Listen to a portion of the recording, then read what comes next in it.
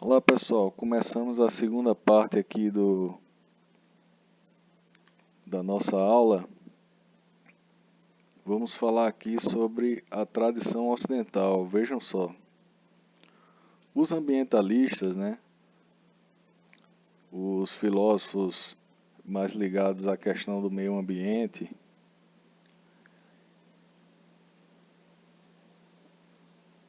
eles vão, de certa forma, traçar, né, voltar ao tempo, digamos assim, e buscar a origem do problema ambiental na forma de pensar da tradição ocidental, ou seja, nós, os ocidentais, né? Na forma de pensar da tradição ocidental e principalmente naquilo que foi o germe dessa tradição, né? Ou seja, qual é o tipo de pensamento que gerou a nossa forma de pensar. Então, o Peter Singer, mas não só ele, muitos outros, né, vai dizer que aqui, ó, a nossa tradição ocidental, ela vai ter como início ali, né, digamos assim, o estopim dela é a junção de duas tradições ou duas formas de pensar, né? Dois modos de pensar bem característico de dois lugares diferentes que vão se alastrando, né, e vão se fazer uma fusão em um determinado momento. Primeiro é o mundo judaico-cristão. Começando pela religião judaica e quando surge também, principalmente, a religião cristã,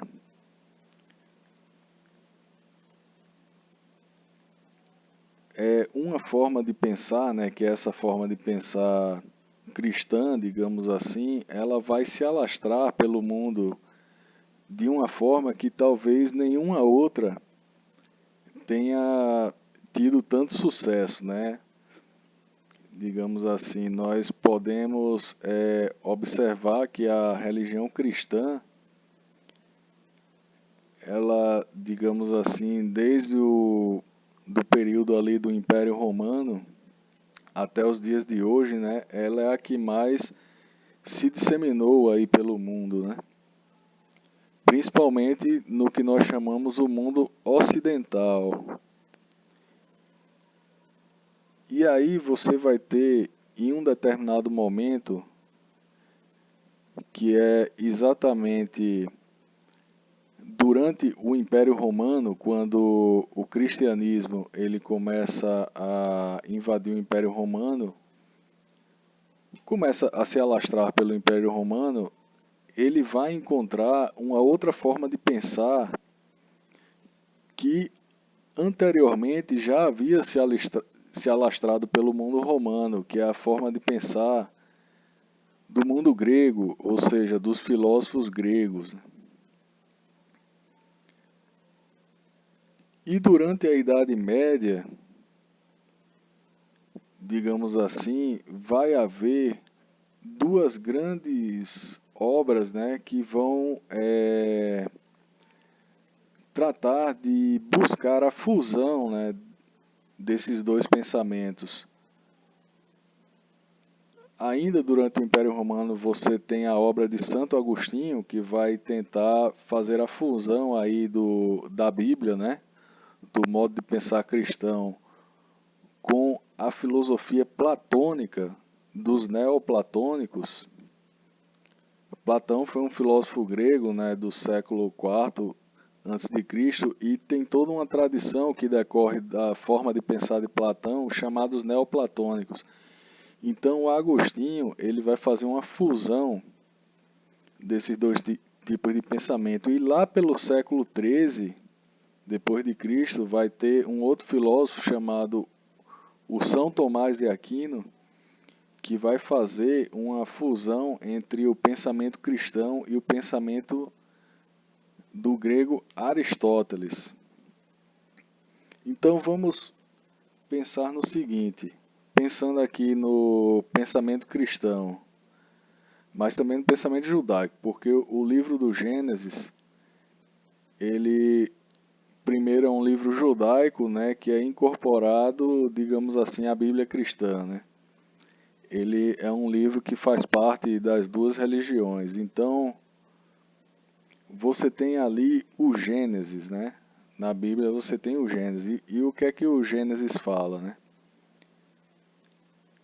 Diz que o ser humano foi feito à imagem e semelhança de Deus, ou seja, Adão foi feito pelo próprio Deus, né? À imagem e semelhança, e que tudo o que foi feito no mundo foi feito assim, falando de uma forma bem simplória, né? Mas foi feito para Adão. E depois vem Eva, né? Ou seja, foi feito para o ser humano. Quer dizer, tudo que existe no planeta, né? É feito para, né? O desfrute, né? O Jardim do Éden é feito para o desfrute ali daquele casal, né? Que é feito à imagem e semelhança de Deus. Então, o que nós vemos é que o ser humano é visto, né, como tendo uma posição hierárquica superior à própria natureza. Ele, de certa forma, ele não pertence à natureza da mesma forma que os animais pertencem. Ele está acima, né? Aí Deus fala aquela frase: crescei, multiplicai, né, e reinai sobre tudo que existe e tal, né? Ou seja, a ideia é que o homem, ele existe, né, na natureza para reinar sobre a natureza, né? Então, tudo que existe ali, todos os animais, as plantas, né, as florestas, tudo existe em função do homem, e o homem, à imagem e semelhança de Deus, faz o que quiser com aquilo ali. Aí existem interpretações que não, até de pensadores cristãos, né, que vão dizer que não, que existe uma forma de se pensar uma ecologia, né, uma ecologia cristã, digamos assim, que o homem não teria direito a, digamos, destruir a obra do seu próprio Criador, né, a obra de Deus. Mas, via de regra, a nossa tradição ocidental, ela pensa dessa forma, né, que o ser humano, tudo existe em função dele, né, para o uso do ser humano. E aí, em Aristóteles, né, e no mundo grego em geral, nós temos uma visão que se casa perfeitamente, né, que casa perfeitamente com a visão cristã, ou pelo menos esses filósofos fizeram casar, né? Eu não diria que casa perfeitamente, mas eles fizeram casar, vamos colocar assim, né? Que, digamos assim, é uma visão da natureza como uma espécie de hierarquia. Os gregos não viam exatamente dessa forma, né? Eles viam a natureza como um todo, e um todo que tinha uma determinada ordem, e que cada coisa, digamos assim, ela já surgia tendo uma determinada função. E aí, dentro dessa função, né, o homem, ele era visto como por ter a capacidade racional, digamos assim, ele era visto como um ser superior aos outros, né? E nessa história que tudo tem uma função já pré-determinada, as coisas, digamos assim, elas tinham a função também de servir ao homem, né?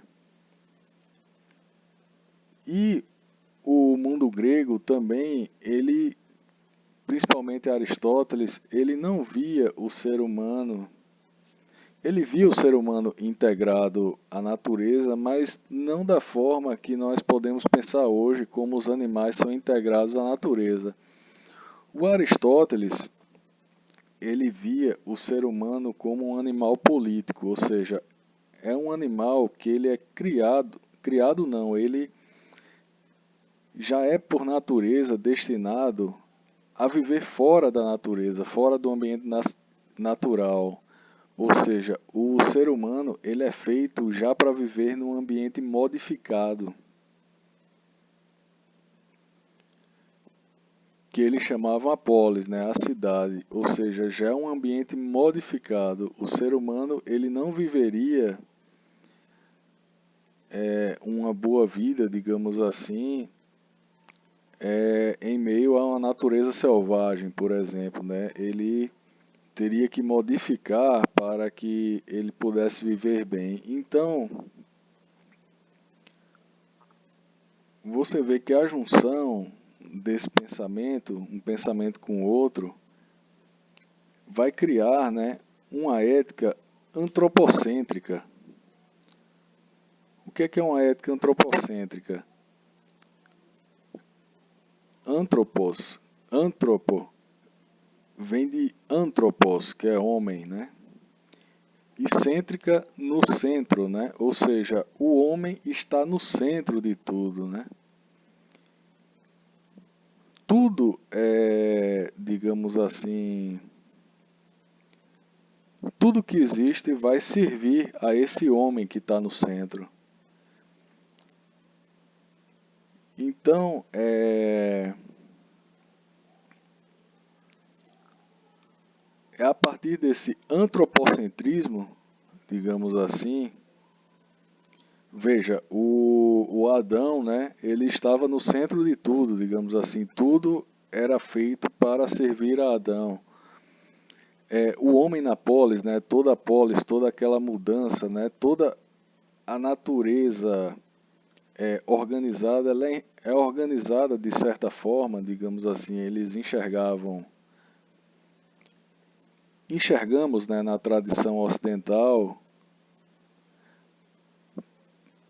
que apesar das controvérsias que existem, né, na interpretação dos filósofos gregos, que tudo que existe também está aí, né,